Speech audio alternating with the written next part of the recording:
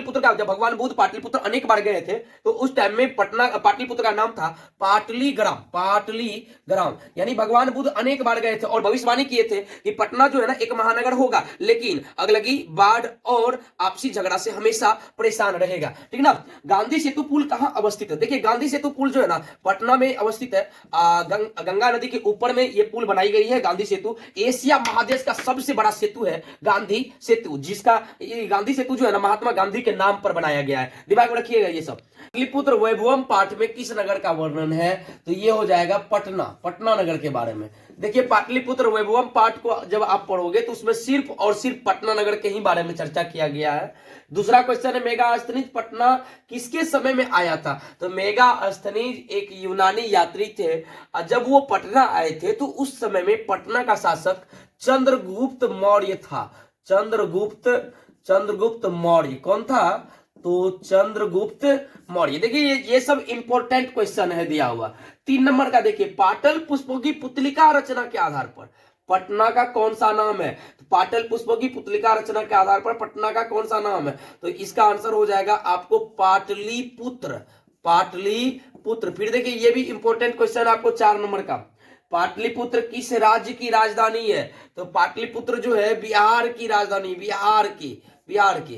फिर देखिए आपको 5वां नंबर क्वेश्चन, पाटलिपुत्र किस नदी के किनारे स्थित है? तो पाटलिपुत्र देखिए किस नदी के किनारे? गंगा नदी के किनारे स्थित है। पटना जो है, पटना गंगा नदी के किनारे स्थित है। ठीक ना। पाटलिपुत्र का बुद्ध काल में नाम क्या था? देखो पाटलिपुत्र का, जब भगवान बुद्ध पाटलिपुत्र अनेक बार गए थे तो उस टाइम में पाटलिपुत्र का नाम था पाटलीग्राम। पाटलीग्राम यानी भगवान बुद्ध अनेक बार गए थे और भविष्यवाणी किए थे कि पटना जो है ना एक महानगर होगा, लेकिन अगलगी, बाढ़ और आपसी झगड़ा से हमेशा परेशान रहेगा। ठीक ना। गांधी सेतु पुल कहां अवस्थित है? देखिए गांधी सेतु पुल जो है ना पटना में अवस्थित है।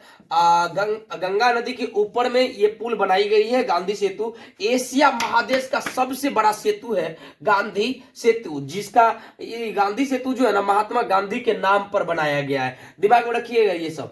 फिर कह रहा है पटना नगर की पालिका देवी कौन है? तो पालिका देवी मतलब वहां का कौन है? पटना का पालिका देवी कौन है? तो पटन देवी। पटन देवी पटना का पालिका देवी हो गया पटन देवी। ठीक ना। फिर देखिए आप ये 9 और 10 इंपॉर्टेंट है भाई, वीवीआ है ये क्वेश्चन। कुटनिम काव्य की रचनाकार कौन है? तो कुटनिम काव्य के रचनाकार है दामोदर गुप्त। दामोदर गुप्त कौन है जी? दामोदर गुप्त। फिर आप देख सकते हो कि 10 नंबर में क्वेश्चन जो है काव्य मीमांसा के रचनाकार कौन है? तो काव्य मीमांसा के रचनाकार है राजशेखर जी। राजशेखर कौन है बाबू? राजशेखर। याद रखना कुटनिम काव्य के कवि हो गए आपको दामोदर गुप्त और काव्य मीमांसा के रचनाकार हो गए आपको राजशेखर। कुटनिम काव्य दामोदर गुप्त, काव्य मीमांसा राजशेखर। याद रखना ये। पाटलिपुत्र में किस महापुरुष की जन्मस्थली है? तो पाटलिपुत्र में किस महापुरुष की जन्मस्थली है? देखिए गुरु गोविंद सिंह जी का। गुरु गोविंद सिंह जी का जानते हो, सिख धर्म का पहला गुरु तो गुरु नानक जी है, लेकिन 10वें गुरु गुरु गोविंद सिंह जी है। तो ये गुरु गोविंद जी का जन्म हुआ था पटना में। जहां पे इनका जन्म हुआ था उसके जन्म स्थान को गुरुद्वारा के नाम से जाना जाता है। और गुरुद्वारा जो है ना, या आप कह सकते हो पटना सिख धर्म के लिए, सिख संप्रदाय के लिए काफी प्रसिद्ध है। तो आपको पता हो गया कि पाटलिपुत्र में गुरु गोविंद सिंह जी का जन्म हुआ और जिसके जन्म स्थान को गुरुद्वारा के नाम से जाना जाता है। चंद्रगुप्त किस वंश का संस्थापक था? यहां पे आप देख सकते हो चंद्रगुप्त मौर्य दिया हुआ है, नाम ही है चंद्रगुप्त मौर्य। तो चंद्रगुप्त किस वंश का शासक होगा यार? मौर्य वंश का। किस वंश का? मौर्य वंश का। तो चंद्रगुप्त हो गए मौर्य वंश का संस्थापक।